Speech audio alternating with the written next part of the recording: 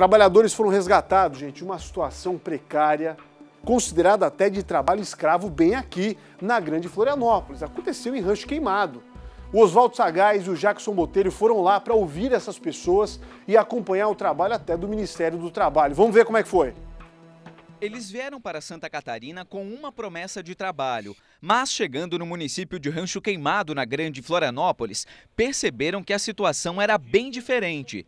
São 30 pessoas que saíram do Espírito Santo e da Bahia para trabalhar na extração de madeira. Uma força-tarefa do Ministério Público do Trabalho, auditores fiscais do Ministério do Trabalho e a Polícia Rodoviária Federal resgatou os trabalhadores que estavam em situação de trabalho escravo. Essas fotos mostram o ambiente em que eles ficavam. No fim de semana, eles deram entrada neste hotel na cidade vizinha, onde vão ficar até que a situação seja resolvida. Era totalmente precário, os colchões, colchonetes, água. Literalmente a gente estava bebendo água da torneira do banheiro. Não tinha como, não tinha uma geladeira dentro da casa, não tinha um móvel que foi feito pelos operadores, feito da própria madeira lá do mato, um banco, uma coisa para se sentar. Os trabalhadores já estão em Santa Catarina há um mês. Todos viviam nesta casa de madeira. A Tayane, que foi contratada como auxiliar administrativo, tinha que ir para a cozinha ajudar a preparar a comida. Às vezes eu tinha que ajudar a cozinheira a fazer a alimentação dos rapazes, porque era uma cozinheira só e ela não dava conta. Então, às vezes, eu tinha que ajudar ela, além de fazer o meu serviço. A alimentação era precária, era arroz, feijão, linguiça ou frango todos esses dias. A quantidade era pouca para eles. São 4 empresas responsáveis pela contratação desses trabalhadores. Elas são de São Paulo, Espírito Santo e de Santa Catarina. A promessa feita para eles é de que parte do salário vai ser pago nesta quarta-feira e o restante para daqui 10 dias. Mas eles estão com dúvida se vão mesmo receber o seu dinheiro. Porque agora, enquanto nós estiver aqui, justamente vai pagar, porque ele tem pressa que a gente saia daqui, né? Agora, depois que chegar lá, eu não garanto que vai pagar ou não. O Ministério do Trabalho de Santa Catarina deve ajuizar uma ação civil pública com pedido coletivo de indenização por dano moral, caso os responsáveis não firmem o termo de ajuste de conduta que está sendo proposto para a correção das irregularidades.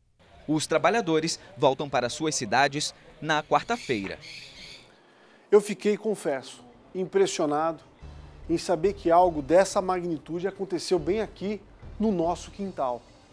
Nós estamos em pleno século XXI e é difícil mesmo de acreditar, né, que há pessoas ainda sendo exploradas nesse país. Não é uma realidade que nós no Sul estamos acostumados a ver assim tão de perto. Já fiz grandes reportagens no Norte, principalmente e Nordeste, cobrindo trabalhos escravos absurdos, situações absurdas no meio da selva. Mas aqui, em Rancho Queimado, situações insalubres como essa, gente que foi trazida com promessa de levar uma vida digna para a própria família, a grande maioria esmagadora aqui, tá? Estava tentando mandar um dinheiro, uma quantia até pequena, para que a família possa sobreviver no Nordeste. E as pessoas, o empresário, entre aspas, né? Quem foi ou vai ser investigado nesse caso, se aproveitou dessa necessidade humana. Trabalho escravo. O Alan Rothermel está ao vivo agora com a gente. Vamos avançar na questão com o auditor fiscal do trabalho, que vai falar um pouco mais sobre essas condições dos trabalhadores. Eu fiquei um pouco revoltado com toda essa história, Alan, porque não dá para aceitar mais, né, Alan? Exatamente, Polito, uma situação degradante, algo que a gente não imagina que aconteça mais, como você disse, em pleno século XXI, aqui em Santa Catarina, tão perto aqui da capital dos catarinenses. E olha, hoje pela manhã, Polito, uma nova equipe foi até Rancho Queimado, representantes do Ministério do Trabalho, para fazer mais averiguações, prosseguir nas investigações, porque a suspeita é de que outras irregularidades possam surgir dessa história lá de Rancho Queimado. Aqui ao meu lado, o auditor fiscal do Ministério do Trabalho aqui em Santa Catarina, Lucas Reis da Silva, traz informações para a gente. Ou seja, a investigação continua porque pode ter ainda novidades nesse caso. Sim, além da fiscalização ainda está em curso, né? Os auditores fiscais do trabalho ainda estão na localidade para dar andamento ao prosseguimento do resgate, que agora vai para os cálculos das verbas rescisórias, para os trabalhadores poderem receber aquilo que eles têm direito, como pelo trabalho que prestaram durante esse tempo lá, recebendo os seus salários, recebendo o 13º proporcional, férias proporcionais, o aviso prévio proporcional, todos os direitos, todas as verbas rescisórias que eles têm direito pelo tempo que trabalharam lá. E por isso os auditores fiscais do trabalho já se dirigiram à localidade para proceder a esse restante do procedimento do resgate com o cálculo das verbas rescisórias. O senhor falou para mim agora há pouco, antes da entrevista começar, que é um caso de quarteirização. Isso complica ainda mais essa questão de saber qual empresa é a responsabilidade de cada etapa desse processo.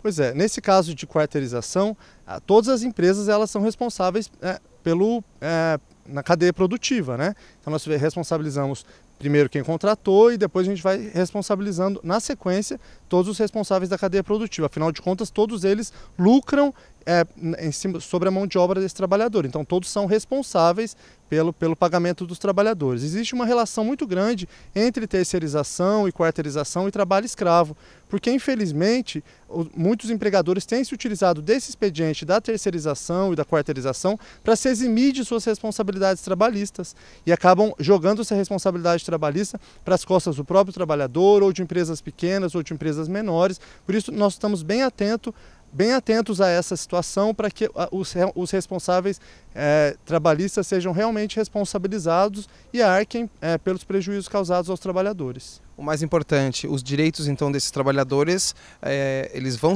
tentar ser garantidos na plenitude pelo Ministério do Trabalho, assim como as punições às empresas. Exatamente, é por isso que nós estamos aqui, é por isso que nós estamos lá.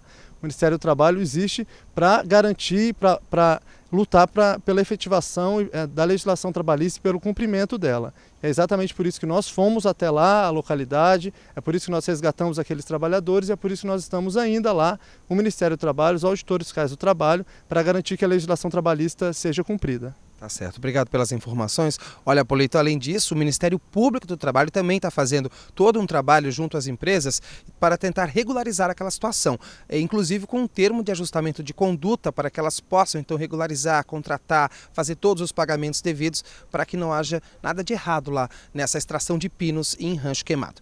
Eu volto com você ao estúdio do Balanço Geral, Polito. Obrigado, Alan Rottermel, trazendo informações ao vivo. Me parece que a Justiça do Trabalho, né, tem sido enérgica, mas fica uma sensação de que talvez seja necessário mais. Mas vamos avançar. Luiz Carlos Prates com a gente aqui no estúdio. Prates, boa tarde, tudo bem? Final de semana tranquilo? Tranquilo. Agora vai firme, queremos ouvir o que você tem para nos dizer. Vai lá.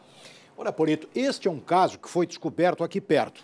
Há centenas de outros por todo o Brasil, especialmente em áreas menos urbanizadas. Tudo começa com um apelo atraente para pessoas de pouca escolaridade ou de nenhuma escolaridade. Um salário razoavelmente atraente e um trabalho que eles podem perfeitamente executar. Aí acontece que, depois que o cidadão chega à área de recrutamento, descobre que não pode sair daquela área mais das vezes. E isto é o que tipifica o trabalho escravo. O sujeito não pode dizer não e abandonar a área. Acontece em muitos lugares de todo o Brasil. Aquele salário que num primeiro momento era atraente, que fez, por exemplo, como neste caso, uma pessoa vir do norte, do nordeste, em aqui chegando, o sujeito se depõe ou se depara com instalações precárias, dormindo no chão, comendo uma comida intragável e, não raro e mais das vezes, tem que pagar pela comida, tem que pagar pelo aposento onde dorme. E o salário, que já era esquálido, se reduz. Isso quando o sujeito ainda recebe alguma coisa. Sem considerar que o cerceamento do ir e vir, de sair daquela área, que tipifica claramente o escravagismo, isto aí é o pior de todos os problemas. Então é preciso que alguém denuncie. Mas, não raramente, o sujeito está numa área de poucas possibilidades para que alguém denuncie. Os semelhantes se atraem e se protegem nestas questões que envolvem os grandes produtores rurais ou empresários desta ou naquela ordem. Trabalho escravo, não podemos imaginá-lo, muito menos aceitá-lo. Feita a denúncia, é preciso que se apure responsabilidade e que o bacana que está lá numa sala refrigerada agora seja levado para a delegacia, e especialmente para a minha delegacia, lá na salinha dos fundos, porque este safado ordinário e sem vergonha está se aproveitando da condição de vulnerabilidade de pessoas que não sabem ler nem escrever mais das vezes. Não é possível tolerarmos. Ah, mas vamos levar para os trâmites legais. Sim, mas este cara identificado tem que levar o que é bom. Ele tem que aprender que não se explora o trabalho de pessoas, mais das vezes, quase indefesas, se não indefesas.